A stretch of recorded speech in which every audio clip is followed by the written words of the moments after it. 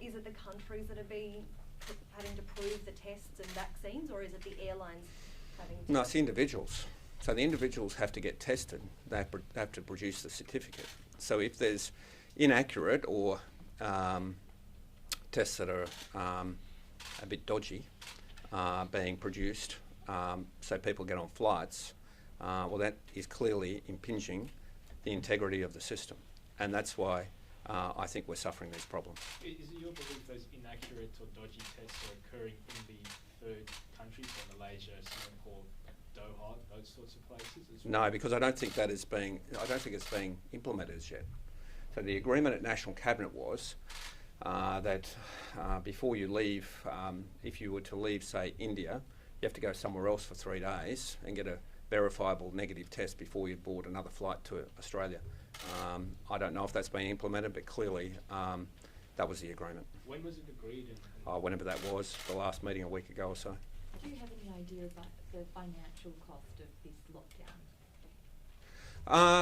It will be in the tens of millions, the impact to the economy, and we're analysing that. The initial estimate I got was around $70 million was the Treasury estimate of this. Obviously, if we went into a long-term lockdown, if we had community spread, the cost would be many, many billions and tens of thousands of jobs.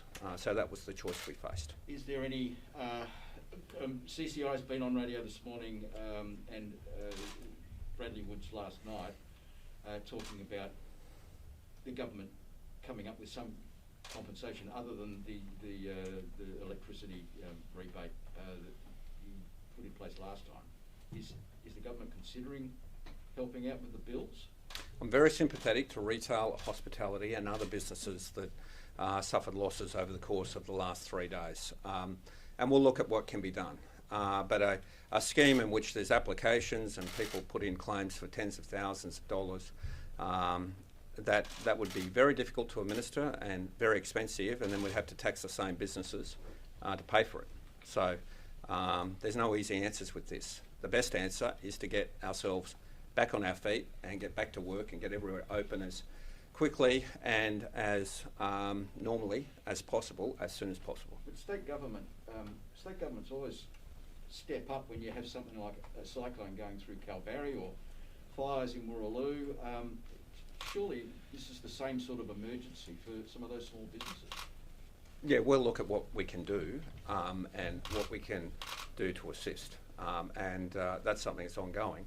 I just make the point that whatever we come up with, probably some people will say it wasn't enough.